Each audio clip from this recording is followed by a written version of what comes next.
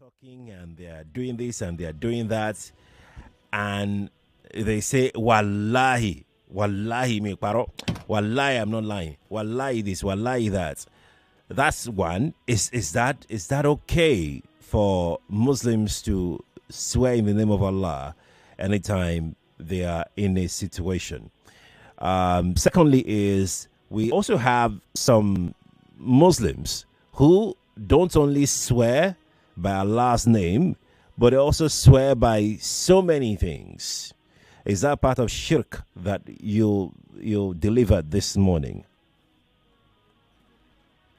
Bismillah, Ustadh. Yeah, Bismillah, wa salatu salam ala Rasulillah wa ala alihi wa ashabihi wa man wala. So for the first question, thank you very much for that, for those questions, because they are things that happen on a daily basis that we need to correct as Muslims. The first one is part of what I mentioned from the hadith on the Prophet ﷺ that I read, that the Prophet said that those that do shahada to zuhur, that swear falsely or something that they themselves know that this is lie, then they swear on it. That is committing a grievous shirk, because you are swearing by Allah's name or something that is a lie. Now, the context itself, can we swear by Allah's name? Now, there's a contention amongst scholars around the fact that can you swear by Allah's name? You can swear because Allah subhanahu wa ta'ala himself in the Quran, he only swears by those things that he has created. So you hear things that wasama is that al-buruj in the Quran. That's Allah swearing by as-sama, that is by the what do we call sama now? The heavens. Yeah, it's swearing by the heavens. You hear things like waduha, walayli is a saja. That Allah is swearing by the time of midnight and the time after the ishraq, that is after the sun comes out. So he only swears by those things that is created. Yeah. So whenever he's speaking to the Prophet sallallahu alaihi wasallam, in another context, then he swears by the Prophet himself. Or swears by the Prophet's life. Even the Prophet himself never swears by Allah.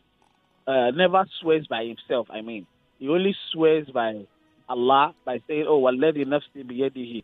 The person, I swear by the person who my life is in his hands, which ultimately that is Allah subhanahu wa ta'ala. And now these are contexts, different contexts, but we should not swear when we are unsure of that particular action.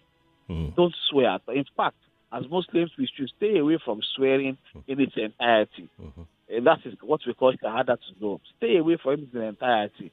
If you say one will lie, that is the context now. If you say one will lie, and that will lie is on a lie, you are supposed to fast 3 days in atonement for that will lie. Now look at the amount of fast that you have owed all these years. Because your walai that you said jokingly. Even some people have said it jokingly. They do not even believe that there's any context to walai. They just say it jokingly. Walai, so if you're paraphrasing, knowing fully well that what they are saying is a lie. So that walai, one walai that you say that's on something that is false. Yeah. You are supposed to fast for 3 days to atone for it. Now imagine the amount. Some people are supposed to be fasting from now to the next 2 years. If we count the amount of lies that they've said, 3 days altogether. So we should stay away from it in its entirety. Now, the second part is those that swear with other things. Mofi ya rebura, mofi baba rebura. I swear by your father. I swear by your mother. I swear by Yasin. Those are entirely wrong in its entirety. They are wrong. They are committing a shirk asghar. That is the lesser shirk. So they should stay away from that. You know that even swearing by the name of Allah, there's a context to it. Not to talk of swearing by other things. So don't even swear by any other thing except Allah. And if you want to swear by Allah, it must be on something that you yourself know that is true. And the scholars have even admonished us that we should even stay away from swearing by the name of Allah itself. Wallahu a'lam. So how about those that will say Shangungbo, Gungbo? That one has already strayed away totally from Islam. That one is out of Islam in its entirety. We are even saying that in the name of Allah itself, we should be careful with swearing by. You are not even swearing by deities that are not to be even worshipped, that are out of the context of Islam totally. Then you yourself, you know that you have committed shirk. May Allah guide us and guide us from shirk. How about the last category? If they don't even mention anything, they will just say, "I swear." They can remove their slippers and then bite the slippers and say, I swear, hello. Yeah, Those ones. So swearing by that, they already have some. How will I say it? There's a context to that. They might not say it, but there's a context to them removing their slippers, putting it in their tongue, or even putting their hand in their tongue and raising it up. They already put a context to it, even without saying it. So all of it, entirety, even swearing itself is abhorrent in Islam. Don't swear if you don't unless you're in a position that you have to. For example, one of the positions mentioned in the past is if you are accused, of committing zina. We know how zina is one of the biggest sins, and you are accused of committing zina, and in trying to exonerate yourself, you will be asked to swear. Now, so you can do that, but when there is no a reason for you to do it, there is no. It's not as if you don't swear you are going to die. They will kill you at that point. So don't do it. Just stay away. If anybody that does not believe you when you don't say wallahi, will still not believe you if you have said wallahi. So that's the reality. So don't even try to swear to that person. Talk less of now swearing by or some people will now go and hit a car and say and all that. Those are you straying away from Islam in its entirety. Some people will pull off their slippers. So those things they are wrong for Muslims to even partake in at all.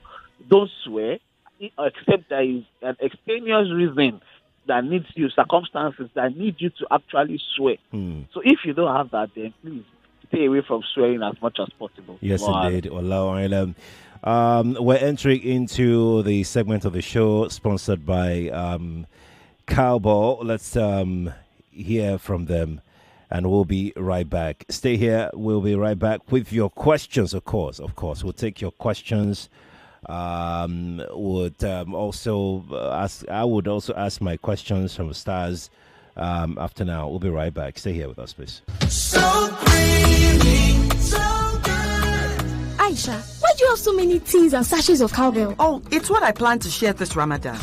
My sister, you can start by sharing some with me now. Oh yeah, take. It's Ramadan after all. In this holy month, share the nourishing goodness of cowbell with friends and family. It contains vitamin B9, Vitarich, and it's so creamy, so good. Ramadan Kareem. Cowbell of creamy goodness.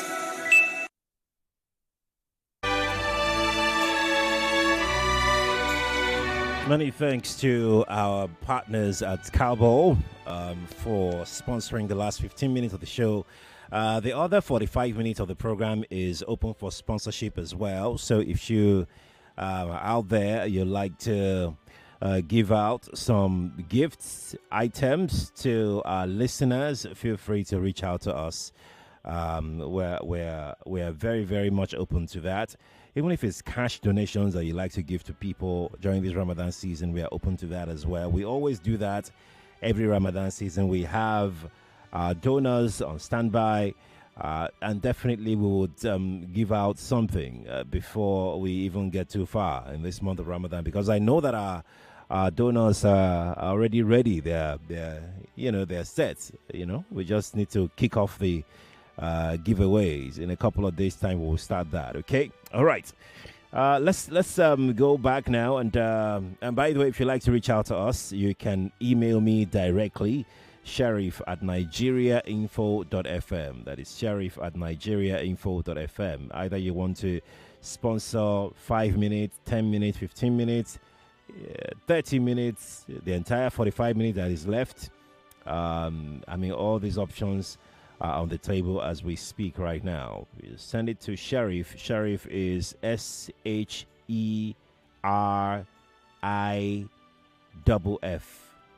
So it's one R. double F's, yeah. 2 F's.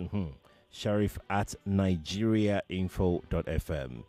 I'll be looking forward to hearing from you. Or just send it to info at nigeriainfo.fm.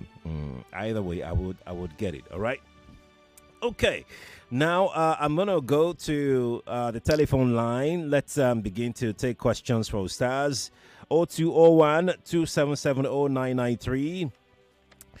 0201 465 7190.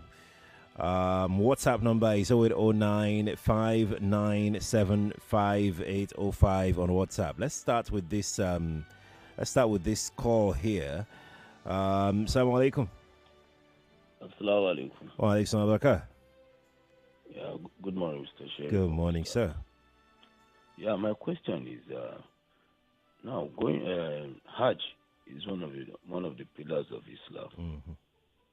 But presently, as you can see now, going to Hajj now has become very, very expensive. Almost, yes, it is. 10 million naira if you want to go to Hajj. And going to Hajj now is to boost the economy of the Saudis. Is there any other way I can perform my Hajj without going to the pilgrimage while using the money to help people home here? Okay. Back home here. Okay. Hello? Yeah, we can hear you.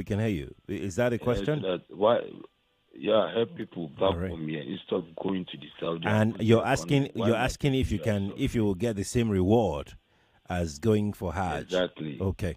Yeah, exactly. All right. Thank you. Yeah, Ustadh.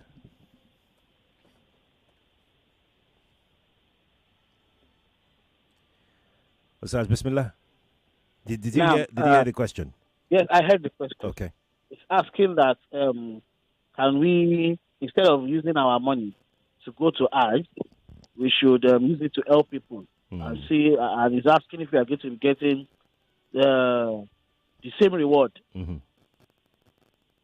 So let me start by saying this: Hajj is one of the pillars of Islam that, as much as it is compulsory, it is also not a factor for you to either gain Jannah or not. Yes, it is compulsory, but Allah says, "Liman istata'a." Now, for those that have the means to do it. So Hajj is not something that you have to compel yourself that without Hajj I will not enter Jannah, so I must do it. If you have the means, do it. If you do not have the means, it is not something you have to compel yourself about. You don't go and borrow money to go for Hajj. You don't go and enter one wrong form of financial this thing just want to go for Hajj. It is only where you have the means. Now, the means are categorized in three ways. One of the means is that you do not have any form of debt hanging on your neck. The second one is that you are physically capable of going through the strenuous journey of Hajj before doing it. And the last part is that you are a complete Muslim before you can say that you want to go for Hajj. Now, you cannot replace Hajj because it is one of the pillars of Islam. Just like you have your Salat, just like you have your fasting in the month of Ramadan, just like you have your belief in Allah, and then you have Zakat. So so I'll answer the two together actually. This same thing goes for people that do Sadaqah in place of Zakat. No, Zakat is different entirely. Sadaqah is different entirely. Zakat is prescribed, is legislated. Sadaqah is you just giving alms in your own capabilities. But Zakat is legislated. It has a calculation. You have to actually calculate it and then remove what is supposed to be removed. That one is legislated. Same with Hajj. It is legislated. If you have the means to do it. Now, even if you have the means to sponsor people to Hajj, and you think that, instead of me giving this person money to go for Hajj, let me give him that person money to set up a business or something. That's something different entirely. But for your own self, just because nobody knows how many years you're going to use in this world. So if you say, I'll go next year. I'll go next year. I'll go next year. You might never have the chance to go. So when you are capable and you have the means, right, as much as possible, go for. And Hajj is just once. Right. If you are able to go once, let's go for a quick short break, and we'll be right back to continue with this conversation. Lagos, stay with us. Don't go anywhere, please. We'll be right back.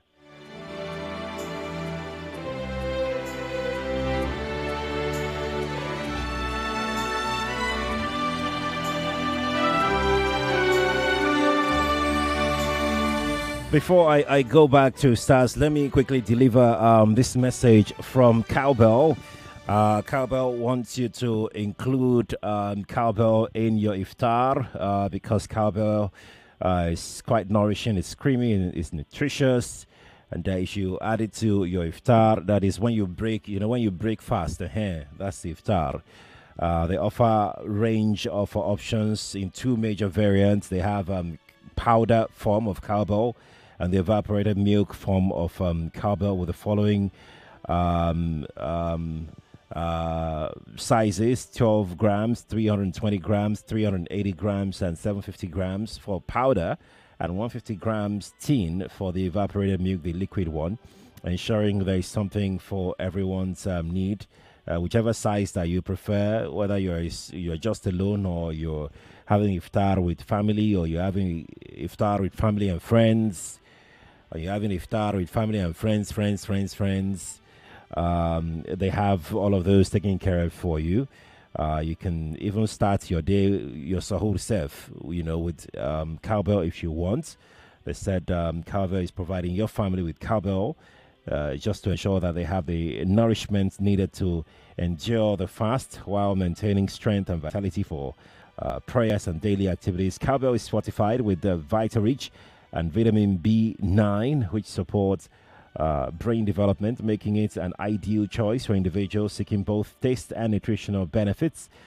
Cowbell's creamy goodness is a testament to its commitment to quality and satisfaction. Ramadan also emphasizes the importance of sharing. Aisha, why do you have so many tins and sachets of cowbell? Oh, it's what I plan to share this Ramadan. My sister, you can start by sharing some with me now. Oh yeah, take. It's Ramadan after all. In this holy month, share the nourishing goodness of cowbell with friends and family. It contains vitamin B9, Vita-Rich, and it's so creamy, so good. Ramadan Kareem. Cowbell of creamy goodness. Thank you, Ramadan. Thank you, Cowbell, rather. It's Ramadan, and many thanks to our sponsors, Cowbell, for making it to the program this season, okay? We hope to hear from you out there. If you've got, if you'd like to give out to people during this month of Ramadan, we hope to hear from you so that we can help you deliver your gifts to our people.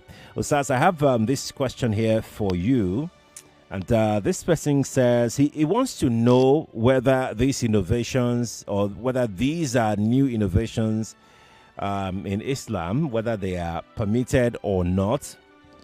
I think this will be our last question.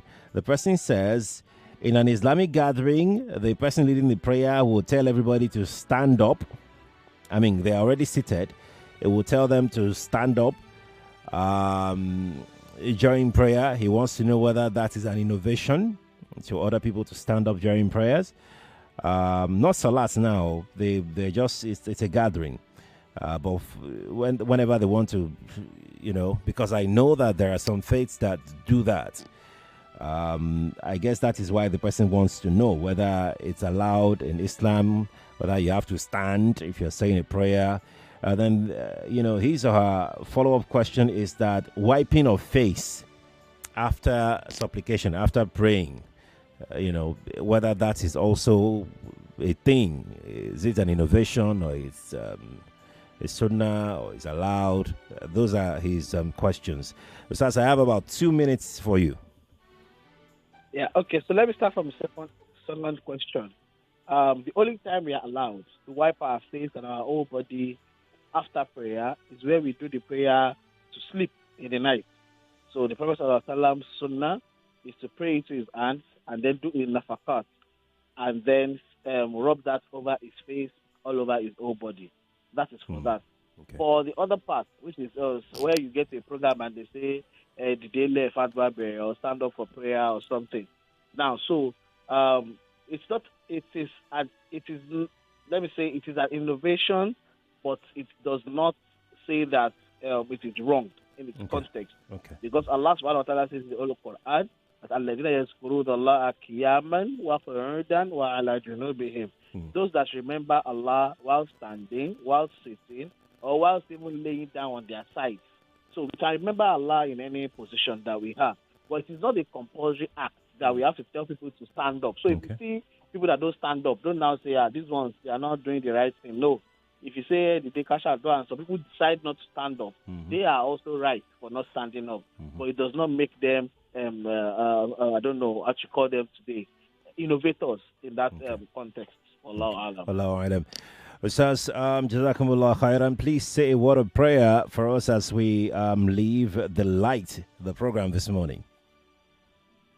ربنا أتنا من لدنك رحمة وهيئ لنا من أمرنا رشدا. We pray Allah subhanahu wa ta'ala continue to guide us to the right path, the path of those who know He has bestowed upon His favor, and not the path of those who know He is angry with or those He has led astray. أقول قولي هذا أستغفر الله لي ولكم أجمعين.